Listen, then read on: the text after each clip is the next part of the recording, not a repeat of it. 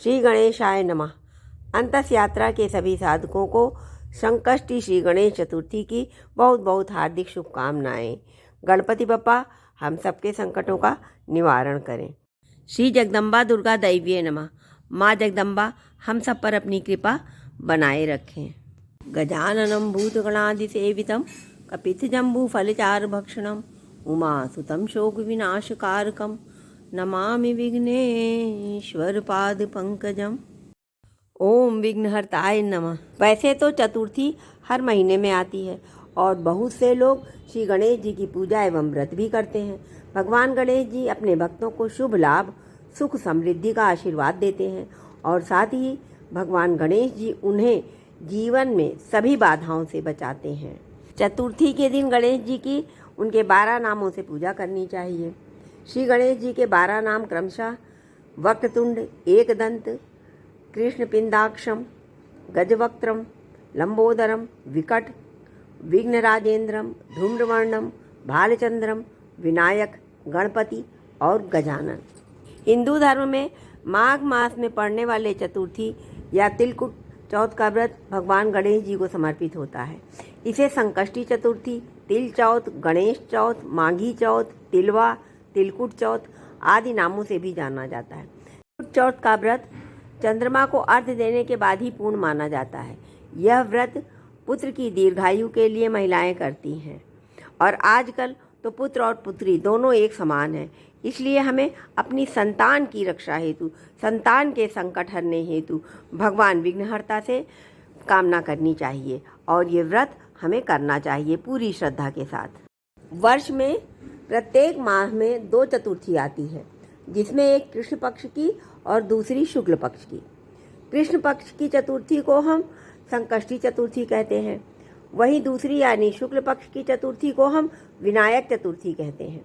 माघ मास में कृष्ण पक्ष की चतुर्थी को हम तिलकुट चौथ के नाम से जानते हैं। यह व्रत बहुत ही प्रचलित है। इस वर्ष 2023 में तिलकुट चौथ का व्रत 10 जनवरी दिन मंगलवार को है।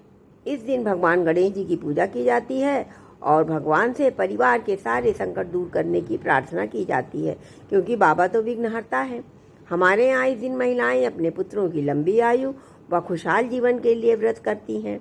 जैसा कि हमने पहले भी कहा है, सिर्फ पुत्र के लिए नहीं बल्कि संतान की रक्षा हेतु, संतान के जीवन से सारे संकट हटाने हेतु हमें विघ्नहर्ता से प्रार्थना करनी चाहिए और व्रत करना चाहिए।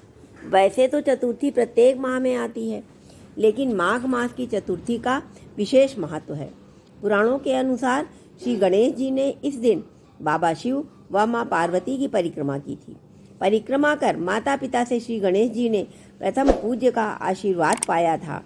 संकष्टी चतुर्थी के दिन सुबह स्नान आदि से निवृत्त होकर के पूजा करने से पहले हमें व्रत का संकल्प लेना चाहिए और उसके बाद हमें श्री गणेश की, माता पार्वती, भोलेनाथ व स्वामी कार्तिकेय के साथ सपरिवार उनकी पूजा करनी चाहिए, अर्चन करना चाहिए और दिन भर निर्जला व्रत रख करके शाम को फिर साफ सुथरे कपड़े पहन करके भगवान का दरबार सजाना चाहिए, भोले बाबा का दरबार सजाना चाहिए और सपरिवार इनकी पूजा अर्चना करनी चाहिए। पंचोपचार पूजन कर सके पंचोपचार करें या षोडशोपचार पूजन कर सकें तो षोडशोपचार पूजन करें।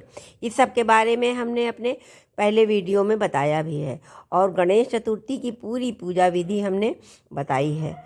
पूजा करने के बाद गणेश चतुर्थी की कथा सुने। चौथ की कथाओं में से एक कथा के अनुसार एक बार विपत्ति में पड़े देवता भगवान शिव के पास मदद के लिए आए।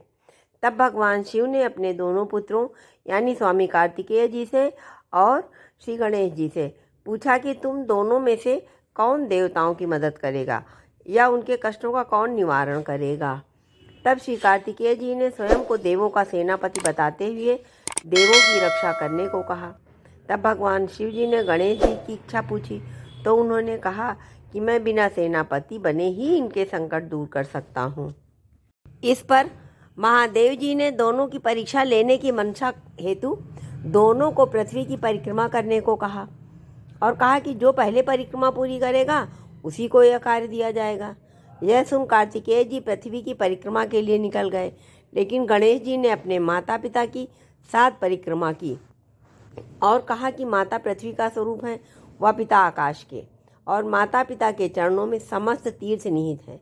गणेश जी की बात से सभी नतमस्तक हो गए और महादेव जी ने उनकी प्रशंसा करते हुए उन्हें आशीर्वाद दिया कि प्रत्येक कार्य से पहले तुम्हारी पूजा होगी। इसके बाद पिता की आज्ञा से गणेश जी ने देवों के संकट दूर किए। एक और पौराणिक कथा के अनुसार, इसे पौराणिक कहें या प्रचलित कहें क्योंकि मैंने इसे सुना ही है।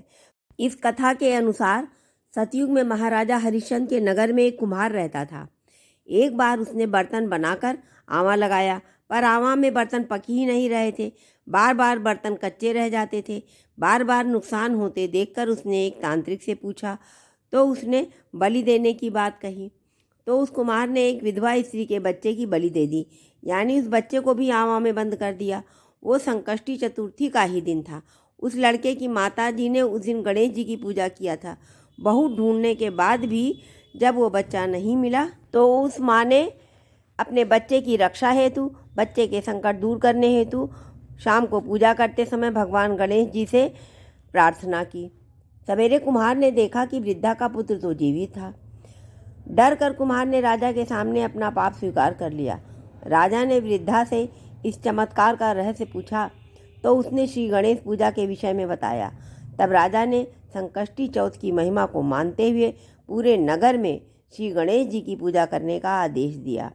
कृष्ण पक्ष की चतुर्थी को संकट हारिणी माना जाता है। इस दिन भगवान गणपति से अपने पूरे परिवार की संकट हरने के लिए प्रार्थना करें। कोई भी विपत्ति या कोई भी संकट आपके पास हो तो प्रभु से सच्चे दिल से प्रार्थना करें। बाबा गणपति वो प्रार्थना जरूर सुनेंगे। माघ मास की कृष्ण पक्ष की संकष्टी चतुर्थी व्रत का बहुत महत्व है। ये व्रत पूरी श्रद्धा और प्रेम से करें।